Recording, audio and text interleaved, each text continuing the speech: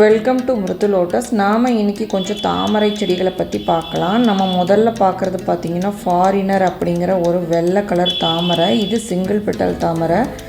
இந்த பூவில் பார்த்திங்கன்னா ஒரு டார்க் க்ரீன் டச் பண்ண மாதிரி இருக்கும். இது இன்னும் கொஞ்சம் பெரிய பூவாக கூட பூக்கும். இதில் 2 கலர் இருக்குது. அதில் இது ஒயிட்டு, பிங்க் இன்னொரு கலர். அடுத்த நம்ம பார்த்துட்ருக்கிறது பார்த்திங்கன்னா நெய்யாம்பல். இந்த நெய்யாம்பல் உங்களுக்கு வேணும் அப்படின்னா நீங்கள் லோட்டஸ் கூடயே ஆர்டர் பண்ணிக்கலாம். இது ஃப்ரீ. ஃப்ளவர் வர ஆரம்பிச்சுன்னா உங்களுக்கு கண்டினியூவாக வந்துக்கிட்டே இருக்கும் அந்த ஒயிட் கலர் ஃப்ளவரு. அடுத்ததாக நம்ம பார்த்துட்ருக்கிறது அஃபெக்ஷன் 16. அஃபெக்ஷன் 16 பாருங்கள், நல்லா ஒரு dark red colour bowl lotus. இந்த ஃப்ளவர் பூத்து முடிச்சதுக்கப்புறம் செடியை நல்லா காய விட்டதுக்கப்புறம் தாங்க நம்ம டியூபர்ஸ் எடுக்கணும். அப்போ தான் உங்களுக்கு நெக்ஸ்ட்டு நிறைய ஃப்ளவர்ஸ் கொடுக்கும். தாமரை தொட்டியை நீங்கள் இந்த மாதிரி தான் மெயின்டைன் பண்ணணும். எப்போவுமே தண்ணி நிறையா விட்டு வச்சுருக்கணும். அப்போ தான் அந்த தொட்டிக்கும் ஒன்றும் ஆகாது, லோட்டஸும் உங்களுக்கு நல்லா வளரும். நிறைய பேர் அரை தொட்டி தான் தண்ணி வச்சுருக்கீங்க.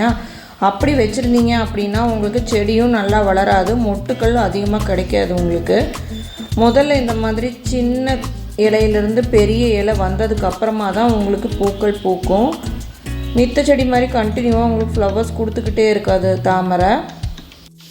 கொஞ்சம் டைம் எடுத்து தான் அடுத்த மொட்டு வர ஆரம்பிக்கும். இப்போ நீங்கள் பார்த்துட்ருக்கிறது அமெரிக்க மீலியாங்கிற வெரைட்டி. இந்த வெரைட்டியில் பார்த்தீங்கன்னா கண்டினியூவாக ஃப்ளவர்ஸ் கொடுக்கும். இந்த வெரைட்டி நம்ம ஃப்ளவர்ஸை பறிக்க வந்துக்கிட்டே இருக்கும். ஆனால் நம்ம செடியை அந்த அளவுக்கு மெயின்டைன் பண்ணணும். அப்போ தான் உங்களுக்கு நல்ல ஃப்ளவரிங் கிடைக்கும். அடுத்து நம்ம பார்த்துட்ருக்கிறது எல்லோ பியோனி. எல்லோ பியோனியில் பார்த்தீங்கன்னா ஸ்டாண்டிங் லீஃப் ஃபஸ்ட்டு வந்தோடனே அது பட்டோடு தான் வரும். நல்லா ஃப்ளவர்ஸ் தரக்கூடிய வெரைட்டி பார்த்திங்கன்னா எல்லோ பியோனி. அடுத்ததாக நம்ம பார்க்குறது பார்த்திங்கன்னா அமெரி பியோனிங்கிற ஒரு வெரைட்டி. இது ஜூலியட் அப்படின்னு சொல்லி கொடுத்தாங்க, ஆனால் இது ஜூலியட் இல்லை, அமெரி பியோனி. நம்ம எவ்வளோ தான் பார்த்து ஆர்டர் போட்டாலும் அவங்கக்கிட்ட என்ன டியூபர் இருக்கோ அதை தான் நமக்கு கொடுக்குறாங்க. சிம்பிளாக சாரி அப்படிங்கிற ஒரு வேர்டில் முடிச்சுட்டாங்க. எனக்கு கொஞ்சம் வருத்தம் தான், இருந்தாலும் பரவாயில்ல, என்ன பண்ணுறது, ஒன்றும் பண்ண முடியாது, நமக்கு தான் லாஸு. அதை அவங்க புரிஞ்சுக்கிறதே இல்லை, மாற்றி தான் கொடுக்குறாங்க. அடுத்தது நம்ம பார்த்துட்டு இருக்கிறது பார்த்திங்கன்னா பிங்க் க்ளவுடு தான். நான் ஒரு லைனாக வச்சுருக்கேன், ஒரு 4 டப்பா பிங்க் க்ளவுடு. கண்டினியூவாக எனக்கு ஃப்ளவர்ஸ் வேணும் அப்படிங்கிறதுக்காக இந்த மாதிரி லைனாக ஒரு 4 டப் போட்டு வச்சுருக்கேன். இது எல்லாமே பிங்க் க்ளவுடு தான். பாருங்கள், நல்லா ஒரு ஃப்ளவரிங் வந்துக்கிட்டு இருக்கு. இந்த பூ பூத்து ஒரு 3 நாளுக்கு மேலே இருக்குங்க. கலரெல்லாம் போய் அப்படியே நின்றுட்டுருக்கு. இது ஒரு க்ரீன் கலர் மாறினதுக்கப்புறம் இது இதழ்கள் எல்லாம் கீழே விழுகிறதில்ல, அது அப்படியே வாடி போயிடும்.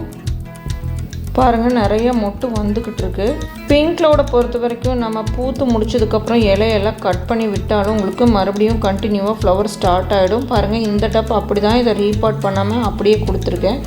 பிங்க் க்ளவுட் டப்பா பொறுத்த வரைக்கும் 6 மந்த்துக்கு ஒருக்கா ரீபாட் பண்ணினா போதும். பாருங்கள், இதில் இலையில் 2 மொட்டு இருக்குது. இதையும் நான் ரீபாட் பண்ணல, அப்படியே தான் கொடுத்துருக்கேன். கண்டினியூவாக ஃப்ளவர்ஸ் வந்துட்டுருக்கு. இது பூத்து இப்போ தான் முடிச்சுது, மறுபடியும் அது கண்டினியூ ஆயிடுச்சு ஃப்ளவர்ஸு. நம்ம இப்போ பார்த்துட்டு இருக்கிறது பார்த்திங்கன்னா மிராக்கல். இதை தானாக விரிஞ்சு அப்படியே நின்றுட்டுருக்கு, உதிராமல் அப்படியே தான் இருக்குது. இனி உதிர்ந்துடும், நம்ம பறிச்சிடணும். கலர் கூட எல்லாமே போயிடுச்சு. ஒரு மொட்டு பாருங்கள் தண்ணிக்குள்ளே விழுந்துருச்சு.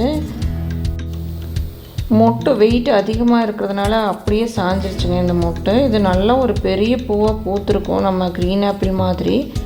ஆனால் தண்ணிக்குள்ளே விழுந்ததுனால அப்படியே இருக்குது. இதை ஓப்பன் பண்ணி காமிக்கிறேன் பாருங்கள். இந்த அளவுக்கு தான் ஓப்பன் பண்ணணும்.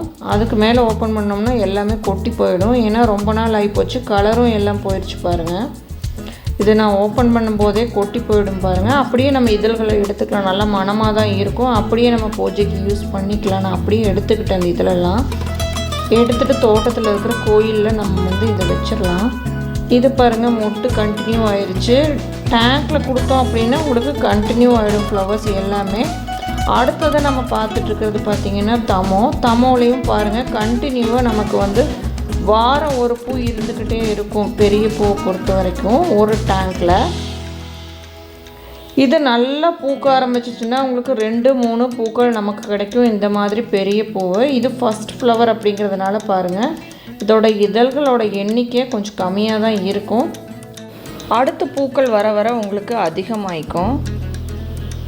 உங்களுக்கு நிறைய பூக்கள் வேணும் அப்படின்னா இந்த மாதிரி டேங்க்கில் நல்லா ஸ்பேஸ் கொடுத்தோம் அப்படின்னா உங்களுக்கு தாமரை நல்லா பூத்துக்கிட்டே இருக்கும். அந்த மாதிரி ட்ராபிக்கல் வெரைட்டியை சூஸ் பண்ணி நம்ம வாங்கி வைக்கணும். அப்போ தான் நமக்கு ஃப்ளவர்ஸ் கிடச்சிக்கிட்டே இருக்கும்.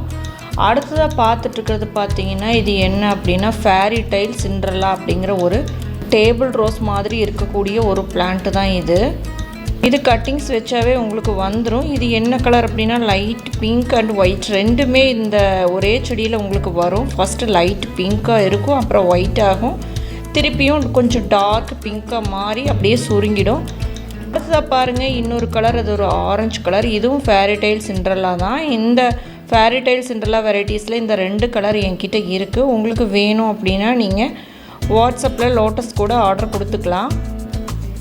இந்த பூ பார்த்திங்கன்னா 24 மணி நேரம் வாடாமல் அப்படியே செடியில் இருக்கும். நம்ம காம்பவுண்ட் வால் மேலே வைக்கும்போது ரொம்பவுமே அழகாக இருக்கும். நான் அப்படி தான் வச்சுருக்கேன். நெக்ஸ்ட் டைம் உங்களுக்கு நான் அதை காமிக்கிறேன். இன்றைக்கி வீடியோவில் தான். நன்றிங்க.